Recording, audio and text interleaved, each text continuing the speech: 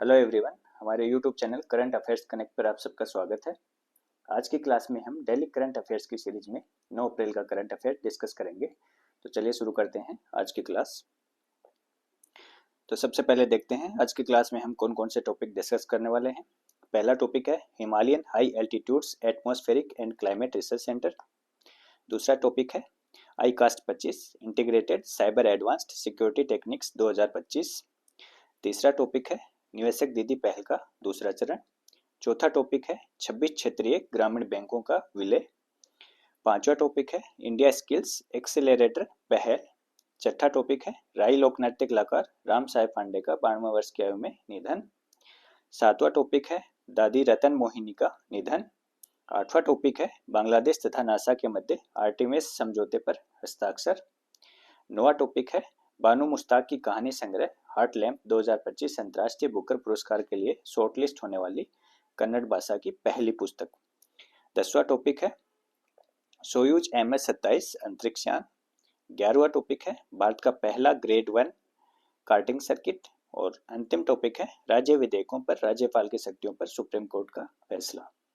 तो चलिए शुरू करते हैं। पहला topic Himalayan high altitudes atmospheric and climate research centre. तो ये कहाँ स्थापित किया गया है? तो ये नत्था टॉप जम्मू और कश्मीर में स्थापित किया गया है। जम्मू कश्मीर के नत्था टॉप में इसको स्थापित किया गया है। इसका उद्घाटन आज 8 अप्रैल को केंद्रीय विज्ञान एवं प्रौद्योगिकी पृथ्वी विज्ञान राज्य मंत्री तथा प्रधानमंत्री कार्यालय परमाणु ऊर्जा विभाग अंतरिक्ष विभाग कार्मिक लोक शिकायत एवं पेंशन राज्य मंत्री डॉक्टर जितेंद्र सिंह द्वारा किया गया। ठीक है। नत्था टॉप केंद्र बहुस्तरीय सहयोग का परिणाम है। ठीक है। इसमें कौन कौन शामिल है? तो एक तो भारत सरकार विज्ञान और प्रौद्योगिकी मंत्रालय के माध्यम से। दूसरा जम्मू और कश्मीर सरकार, इसने भूमि प्रदान की है इसके लिए। तीसरा जम्मू केंद्रीय विश्वविद्यालय, इसके वैज्ञानिक इसके अनुसंधान में भाग लेंगे। और लास्ट है स्विस नेशनल साइंस फाउंडेशन। ठीक है, एक international organisation Swiss national science foundation. ये सब मिलके इन सब ने मिलके Himalayan high altitudes atmospheric and climate research centre को स्थापित किया है। ठीक है। ये सेंटर समुद्र तल से 2250 मीटर की ऊंचाई पर स्थित है। ठीक है। इसके अंतर्गत जो पहला प्रोजेक्ट है वो आइस क्रंच का है। ठीक है, जिसमें भारतीय और स्विस वैज्ञानिक हैं। इन दोनों देशों के वैज्ञानिकों द्वारा इस आइस क्रंच जो प्रोजेक्ट है इसको कंप्लीट किया जाएगा। इसके अंतर्गत वैज्ञानिक बर्फ नाभिकीय कणों और बादल संघनन नाभिक का अध्ययन करने के लिए एक साथ आएंगे। ठीक है, ये अध्ययन बादल सूक्ष्म भौतिकी में एरोसोल की भूमिका और हिमालयी क्षेत्र में जलवायु प्रणालियों और वर्षा पर उनके व्यापक प्रभावों को समझने में महत्वपूर्ण है। ठीक है। ये केंद्र विश्व मौसम विज्ञान संगठन के वैश्विक वायुमंडलीय निगरानी कार्यक्रम से संबद्ध एक दीर्घकालिक अनुसंधान केंद्र के रूप में कार्य करेगा। भारतीय मौसम विभाग के साथ साझेदारी में इसका उद्देश्य निरंतर वायुमंडलीय निगरानी करना और अंततः है डेटा को वैश्विक जलवायु मॉडल में एकीकृत करना है।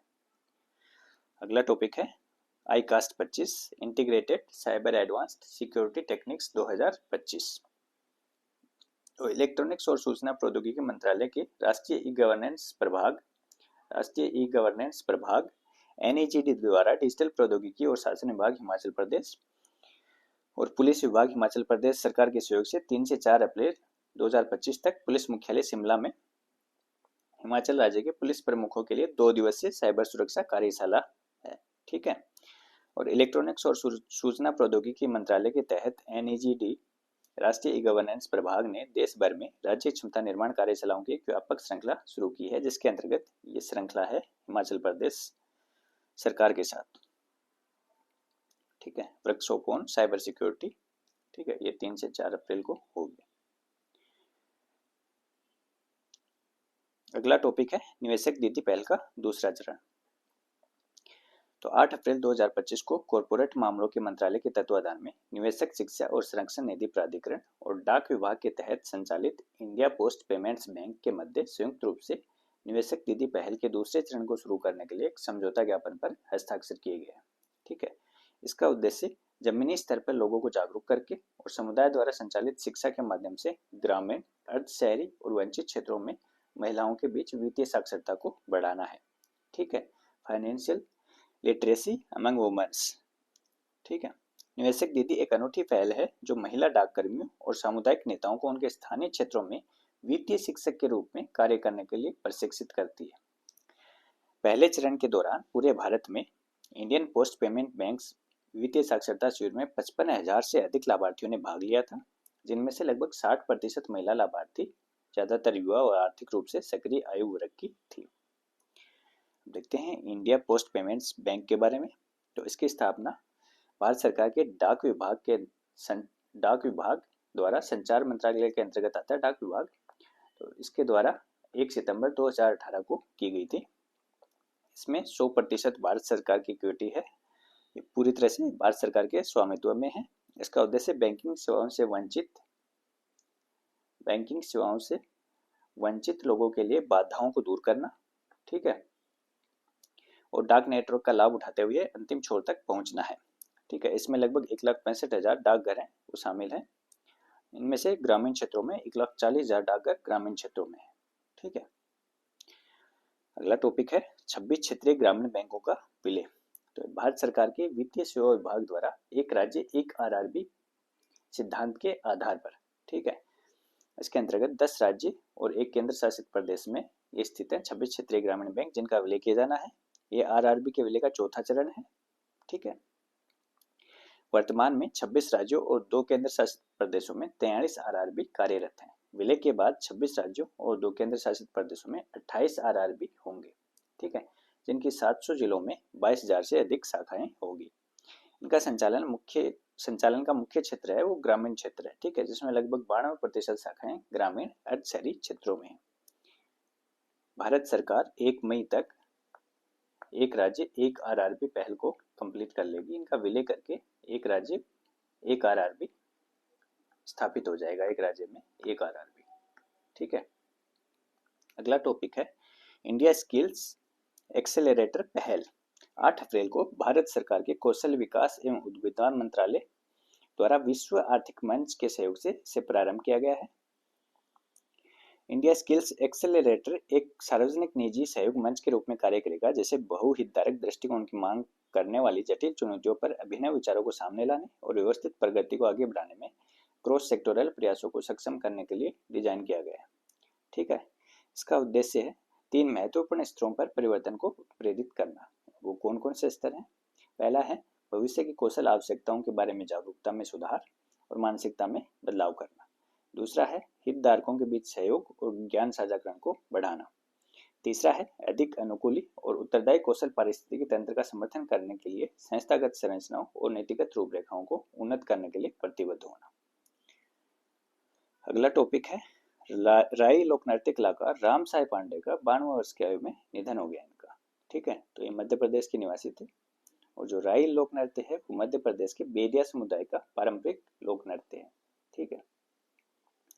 इनको 2022 में पद्मश्री से भी सम्मानित किया गया था, ये उस वक्त के राष्ट्रपति रामनाथ कोविंद द्वारा।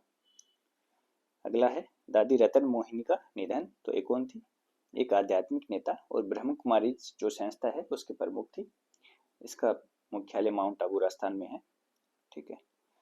अगला टॉपिक है बांग्लादेश तथा नासा के मध्य आर्टेमिस समझौते पर हस्ताक्षर।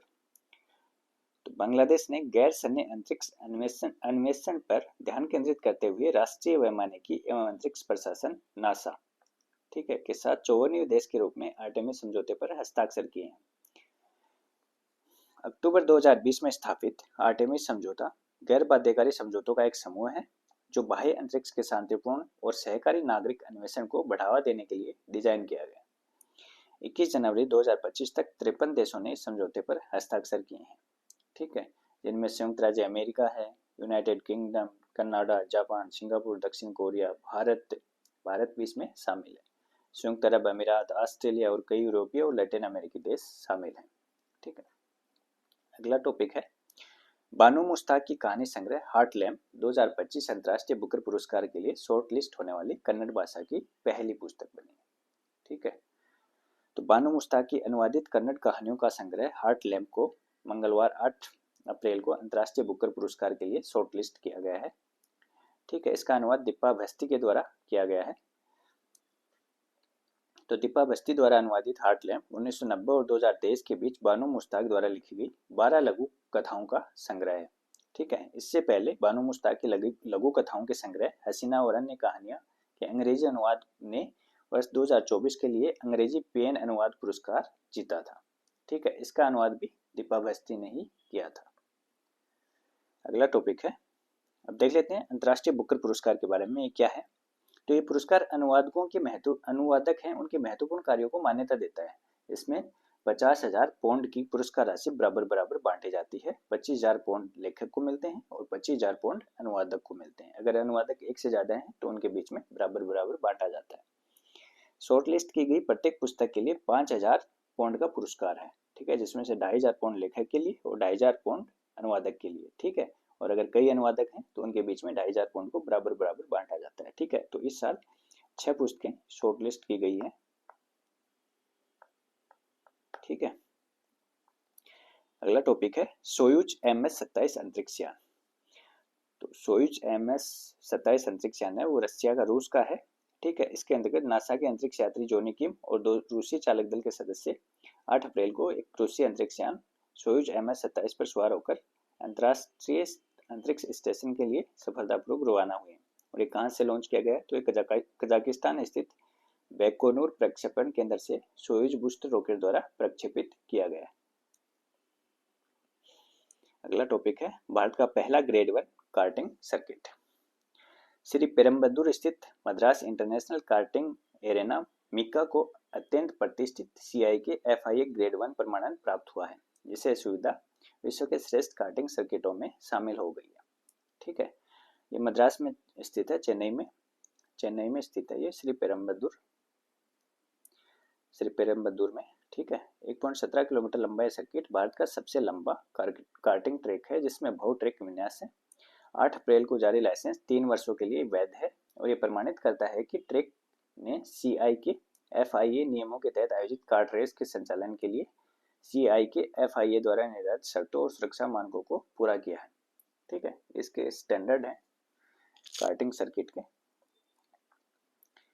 अगला टॉपिक है राज्य विधेयकों पर राज्यपाल की शक्तियों पर सुप्रीम कोर्ट का फैसला।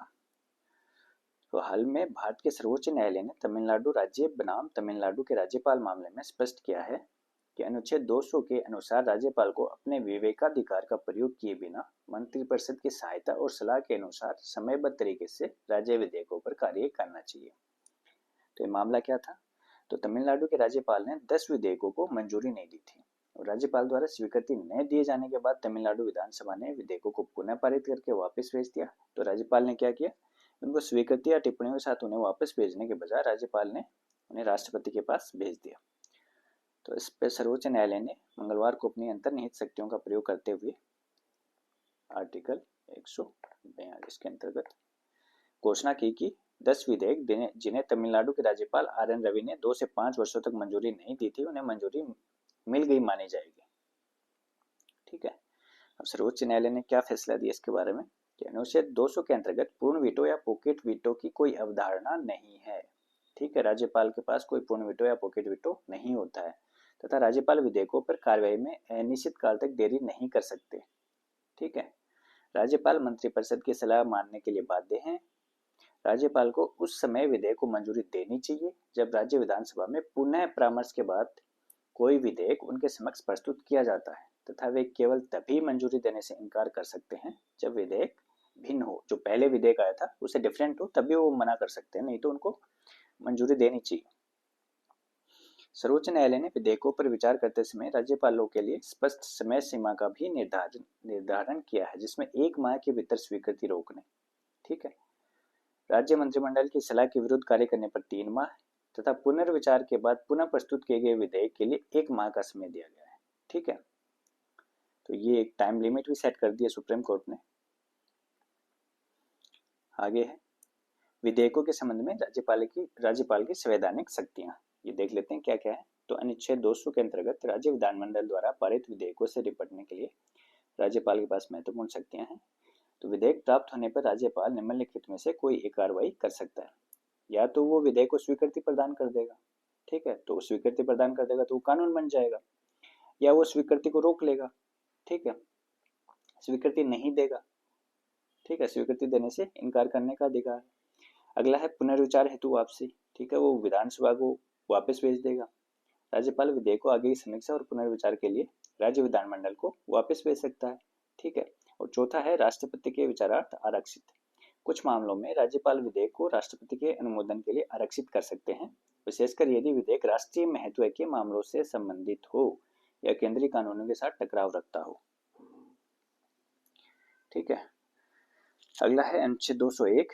यदि राज्यपाल किसी विधेयक को राष्ट्रपति के विचारार्थ सुरक्षित रखता है तो उस मामले पर अंतिम निर्णय राष्ट्रपति का होता है। ठीक है। राष्ट्रपति के पास इसके अंतर्गत क्या विकल्प होते हैं? पहला है स्वीकृति प्रदान करना, तो अगर स्वीकृति प्रदान कर देगा राष्ट्रपति तो विधेयक कानून बन जाएगा। दूसरा है स्वीकृति रोकना, राष्ट्रपति विधेयक पर स्वीकृति को रोकने का विकल्प चुन सकते हैं। गैर धन विधेयकों के लिए यदि राष्ट्रपति अपनी स्वीकृति नहीं देते हैं तो राष्ट्रपति राज्यपाल को विधेयक को पुनर्विचार के लिए विधानमंडल को वापस भेजने का निर्देश दे सकते हैं। विधानमंडल को 6 महीने के भीतर कार्रवाई करनी होती है। अगर विधेयक फिर से पारित हो जाता है तो उसे अंतिम मंजूरी के लिए राष्ट्रपति के पास फिर से भेजा जाना चाहिए। अगला है अनुच्छेद 207। इसके अंतर्गत राज्य के राज्यपाल की सिफारिश के बिना विधानसभा में कोई धन विधेयक प्रस्तुत नहीं किया जा सकता। ठीक है। कोई भी धन विधेयक होगा उसके लिए राज्यपाल की पूर्व मंजूरी लेनी होती है, तभी उसको विधानसभा में प्रस्तुत किया जा सकता है। ठीक है। तो ये थी आज की क्लास। अगर आप लोगों को क्लास पसंद आई हो तो शेयर, सब्सक्राइब और लाइक जरूर कीजिएगा। मिलते हैं अगली क्लास में। Thank you.